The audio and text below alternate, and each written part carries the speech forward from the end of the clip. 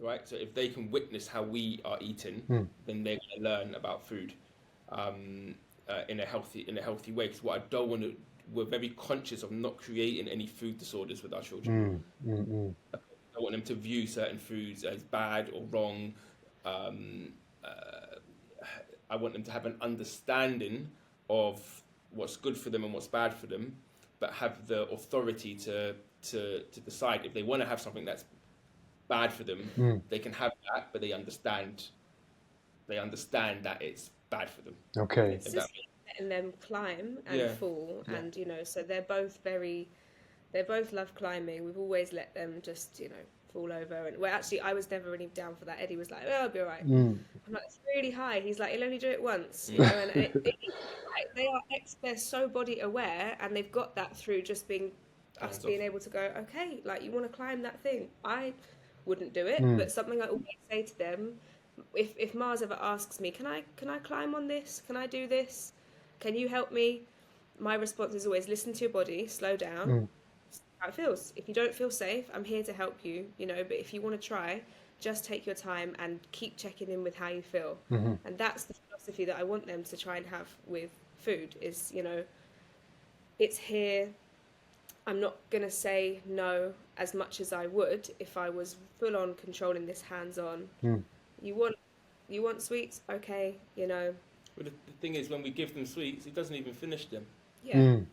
I try Okay. and say if I try and put a limit on something, it's Yeah. just stress. It actually doesn't. The eating of the thing doesn't really come into it. It just becomes a power struggle Okay. between me and the animal. If there's just like here's all the stuff, like here's a big bag of sweets or the cupboard that has crisps in it, they can go in there. Mm. They already self-regulate, and sometimes they don't, and I get, oh, have I done something wrong? Mm. Am I harming them by not controlling this? But working it out, it changes all All the the time. time. My feelings change, their feelings Yeah. change. I might feel like it's more beneficial to our bond in a moment to actually say, I'm gonna move this away, and we're gonna have something else first. Then you want to come back to this. Mm-hmm. Other days, I feel like it's better for them to feel like they've made that decision. I'm gonna eat an ice cream before I eat We do it when we take them. lunch or whatever. If we go to go out for lunch and there's the ice cream thing, they just have the ice I cream did it first. yesterday. Okay. It just Yeah. makes everything easier. Okay. They're gonna get ice cream at some point, right? Ice cream's happening, right? Mm. They're gonna get ice cream. They've seen the ice cream. They want the ice cream now. We can either control it and not let them have that ice cream until they've had their dinner, Mm-hmm. all have a bit of a shit experience at Mm-hmm. dinner, Mm-hmm. or we can just say, have the ice cream. Okay. That's And what then they'll you have the go ice for cream. it. They won't even finish it. They'll have 2 or 3 bites of it. Mm. They've got what they wanted. Then the food comes, and then they eat their dinner. Mm. Mm. Is So your okay? You sound very confident. So does your confidence come from the fact that you yourselves are comfortable with the way you eat? yeah, Yeah, I Yeah. think so. I think Yeah. so. Yeah, and I think again we are very action-based parents. Okay. Okay. Like if you want your kids to be strong, you better be strong. Okay. I got If you. you want your kids to be healthy, you better be Healthy. healthy. If you want your kids to have positive relationships, you better have positive relationships in your life as well. And we take the same approach with food as well. So as long as they're seeing us, because if we restrict everything Mm.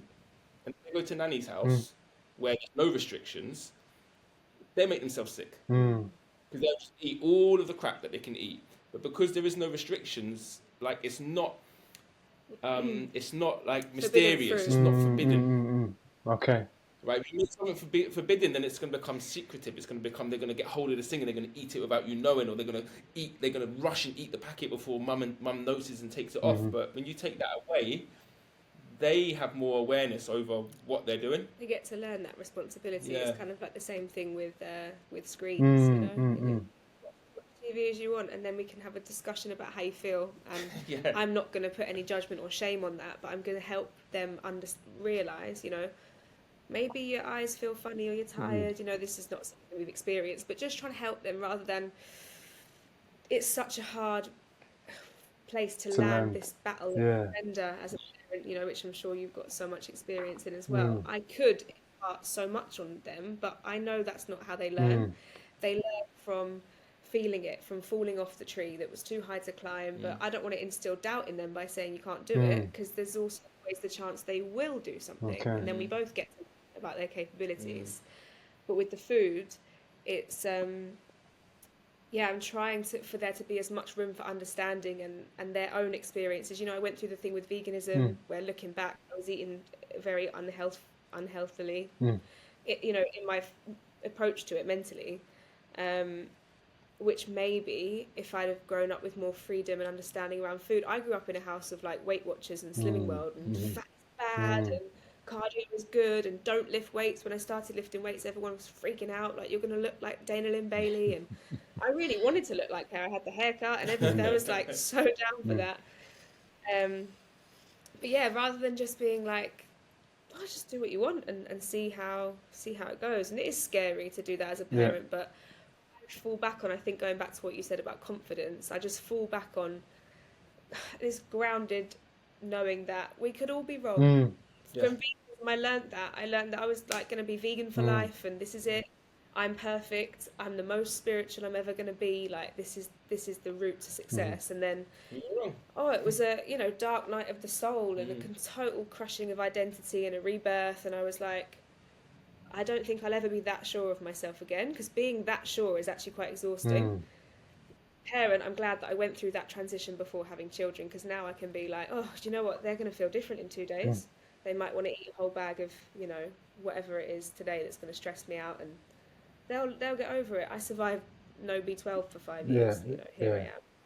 They're resilient. They're stronger. Right, I like that. So there's another approach that I've heard of, which is because kids are exposed to lots of external forces, that what parents should do is make their home like a haven.